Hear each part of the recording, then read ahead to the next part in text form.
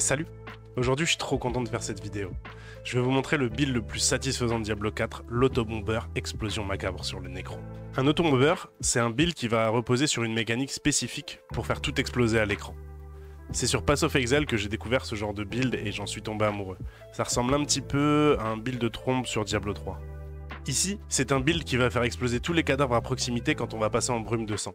Vous allez faire énormément de dégâts tout en profitant de l'immunité de la brume. Je vais vous montrer comment ça fonctionne. Allez, c'est parti. Pour faire fonctionner ce build, vous aurez besoin de ce légendaire. La brume de sang va déclencher explosion macabre sur les cadavres proches. Lorsque brume de sang va faire exploser un cadavre, son temps de recharge sera réduit de 2,8 secondes. Ensuite, il y a quelques légendaires qui vont le rendre un peu plus agréable.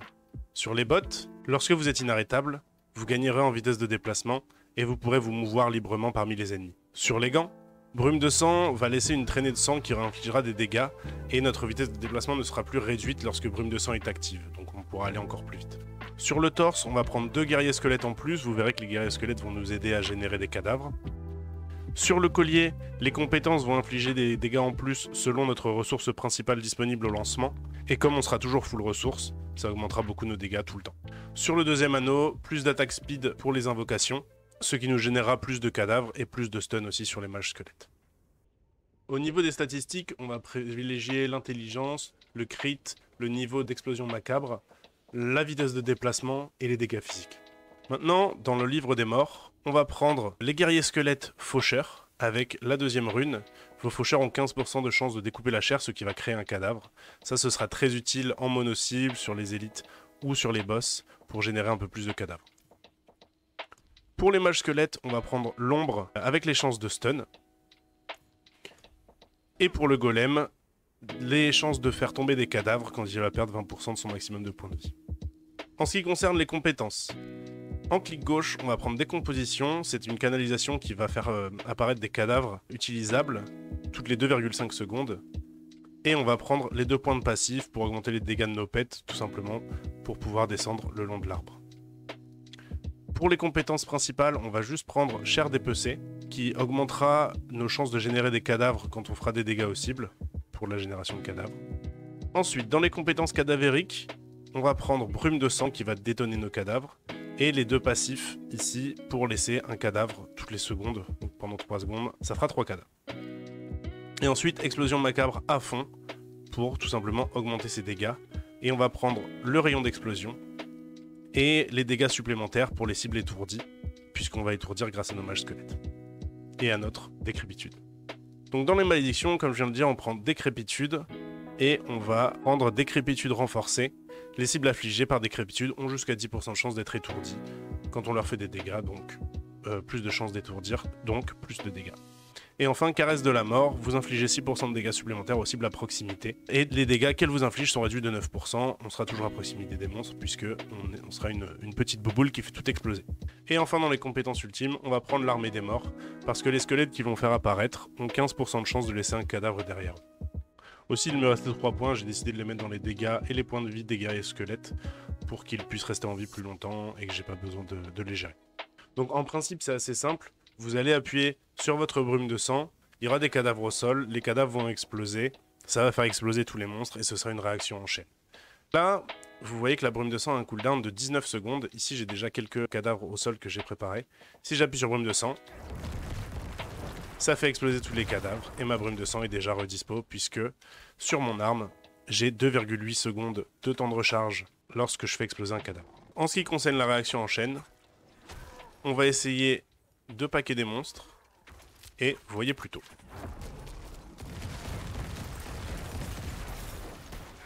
Je tourne et tout explose. J'ai pas le meilleur stuff, donc je fais pas non plus énormément de dégâts pour l'instant, mais c'est très jouissif. Je me transforme, tout explose, ma brume de sang est déjà up. En plus de ça, quand je suis en brume de sang, je suis immunisé aux dégâts. Le seul petit point négatif pour ce build, je dirais que c'est le dégât mono-cible. Parce qu'il faut essayer de générer des cadavres en mono-cible, c'est pas forcément évident. C'est pour ça qu'on a nos guerriers squelettes, qu'on a notre golem, et qu'on a aussi notre clic gauche, décomposition, qu'on va pouvoir canaliser un petit peu sur le boss avant de pouvoir tout faire exploser. Donc ici on a un petit pack, on fait tout péter. Là-bas, on a un élite. Autour de l'élite, on va essayer de ramener des mobs. Et on fait tout péter. Si l'élite reste en vie, on peut lui mettre notre malédiction. Si c'est un gros boss, on peut faire notre armée des morts pour générer des cadavres. Et sinon, nos guerriers vont finir le travail. Brume de sang. Et boum. Petit point négatif aussi, on peut pas ouvrir les portes quand on est en brume de sang. Mais bon, ça dure pas très longtemps, ça dure 3 secondes. Comme on est immunisé, c'est pas très grave.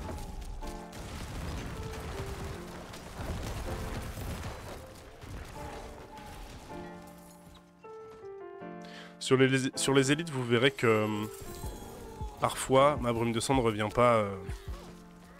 le cooldown de ma brume de sang ne revient pas directement. C'est parce que j'ai pas fait exploser assez de cadavres. C'est pour ça que je vous conseille de la mettre sur l'arme pour réduire le temps de recharge encore plus sur chaque utilisation, sur chaque détonation. Mais sinon, vous l'avez quasiment tout le temps, surtout quand vous êtes en train de clean. Donc pour ce donjon, je vais recommander plutôt de... Pour ce build, pardon, je vais recommander plutôt de farmer des donjons où il n'y a que des mobs, où il n'y a pas forcément de boss. Tant que vous n'avez pas énormément de dégâts, en tout cas. Parce que ça peut être un peu frustrant parfois de ne pas avoir assez de cadavres. Là, je vais générer quelques cadavres en restant appuyé sur mon clic gauche. Je vais tout faire exploser, et puis le veilleur est mort. On se retrouve tout de suite sur le boss. Et je vous montre le mono-cible. Petite salle bonus avec plein de petits mobs.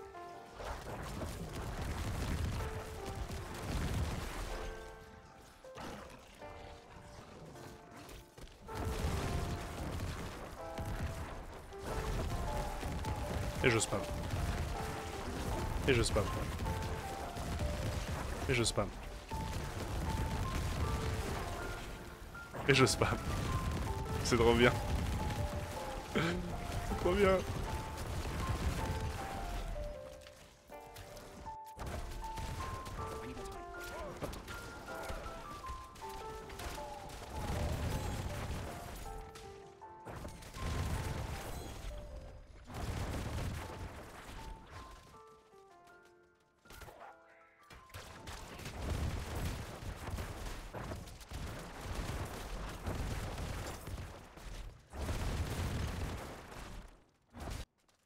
Nous voilà sur le boss. Donc sur le boss, je vais d'abord mettre ma décrépitude. Clic droit. Je vais canaliser mon clic gauche. Ça va faire apparaître plein de petits cadavres toutes les 2,5 secondes. Pendant ce temps-là, mes monstres vont taper. Armée des morts. Ça va faire pop des cadavres. Et là, je fais brume de sang. Et il y a tout qui pète. C'est pas le plus rapide pour farmer les boss, mais c'est quand même plutôt efficace. Et c'est surtout très rigolo. Dites-moi ce que vous avez pensé de ce petit build dans les commentaires, et s'il vous a fait marrer autant que moi, n'hésitez pas à lâcher un petit like. Malheureusement, la bêta se terminant ce soir, je pense pas que je pourrais faire d'autres vidéos sur du gameplay, mais j'essaierai quand même de vous tenir informé sur toutes les dernières news avant la sortie. Donc abonnez-vous. Allez, salut!